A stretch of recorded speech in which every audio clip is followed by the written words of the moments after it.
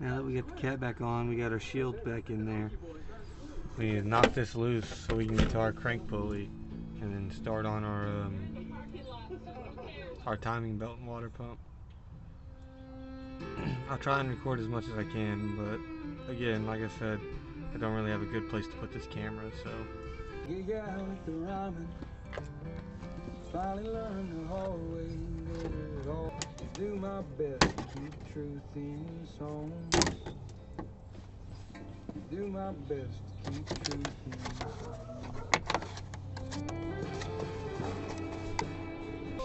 We gotta get the belt off, and then we can go for the timing marks.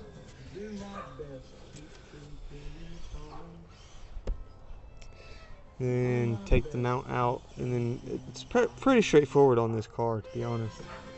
See our tensioner down there.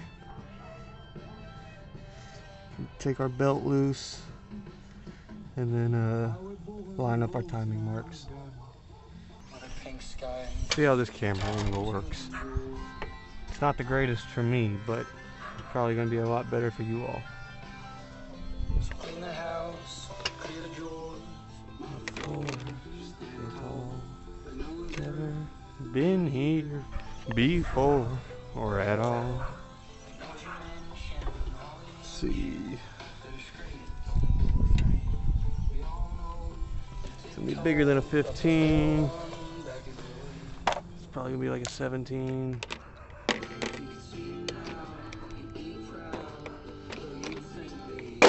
Jesus Christ.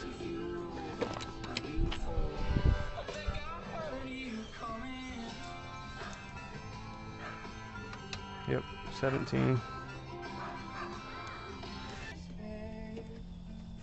There we go.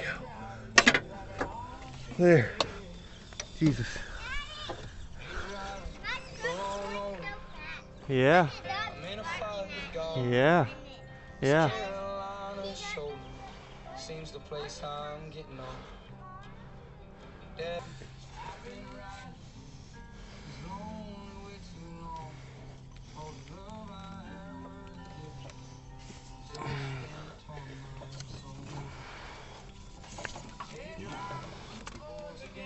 There we go.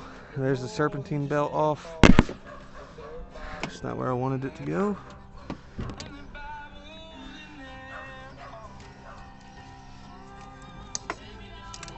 Let's get these wiring harnesses out of the way.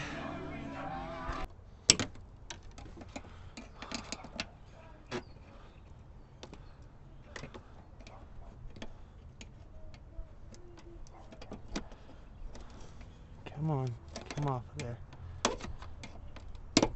There you go. Oh my God.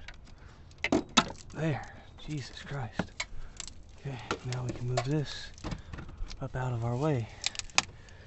And we have better access to everything in here.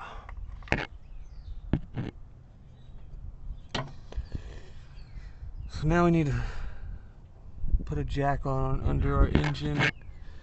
Probably take off these two timing covers so we can see our timing marks up here. And then we'll line it up down there as well. So let's go ahead and get these timing covers off. I'm pretty sure they're 10 millimeters. Probably need to take that bracket off too. Probably just need to go ahead and take that motor mount off. So let's get our jack under it with a wooden block.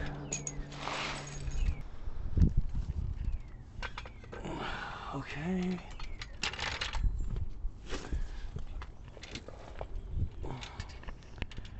Go ahead and jack her up here. Get it sitting on that oil pan.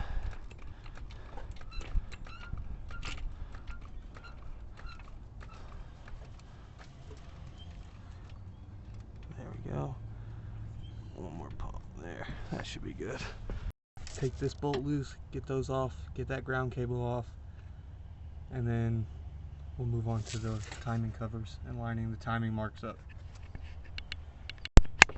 Now with that bracket out of the way, I'm going to go for the 10 millimeters that are in the timing covers and go ahead and pop those off. And then we will have to take the lower crank pulley off after we get everything in time, and then we'll have to take this mount off. It's part of the lower timing cover, so this will come off too, and then we'll be accessing the timing stuff. And then once we take all that apart, we can get our water pump out. Alright, so we got both of our timing covers off. See there and there. So what we're going to do now is we're going to go down there and line up our crankshaft with the mark, and then we'll come up here and make sure these are at their marks. If they're not, we'll have to rotate the crankshaft again, make sure they line up, ensure that they line up with the lines that they're supposed to line up with.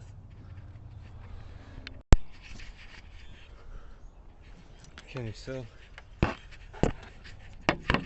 we should have everything lined up there. You can see that mark on that camshaft lines up with the mark behind it.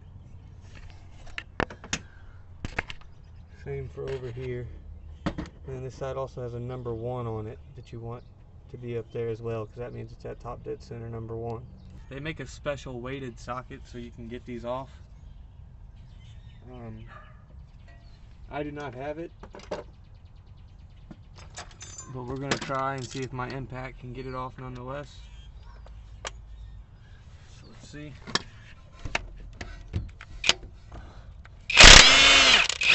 Yep, it sure will. Alright. And this should just slide right off. Kind of wiggle it. There we go. Make sure our key stays in there. That's your key. You don't want to lose it. Actually, you know what?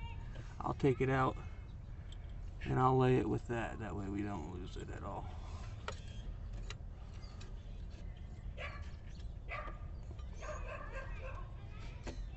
It goes in with the groove side facing down. And then we'll get that off once we get this lower timing cover off. We got to get all these tins out, and then we also got to get those big bolts that run through for the mount out as well. So we'll go ahead and knock that out. Alright, so we got everything off. There's our timing belt there. So we're going to get our tensioner off, our idler pulley off, and then we will be able to get the belt off. And we'll put everything back on, and then we'll route the belt around, and then we'll release the tensioner. So let's go ahead and get our parts out of the car and get this thing done.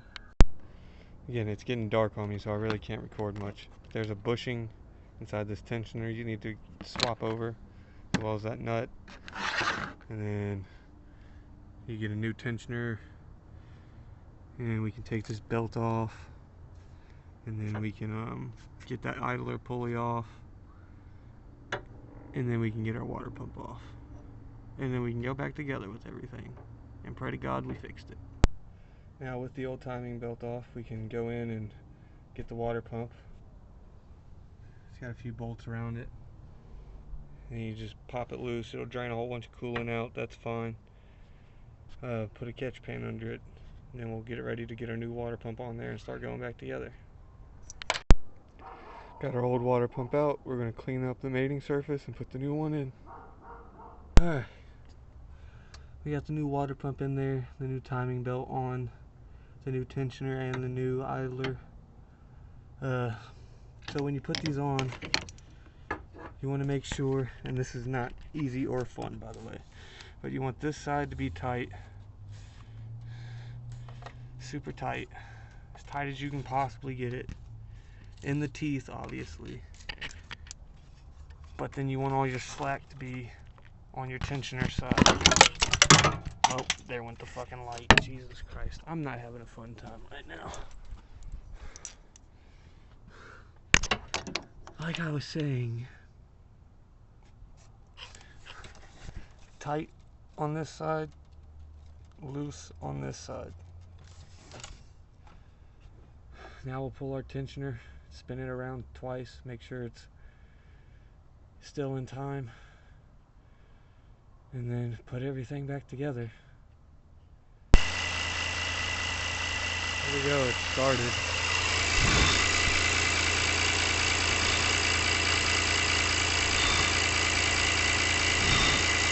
Hope that's not an exhaust leaking. That's just the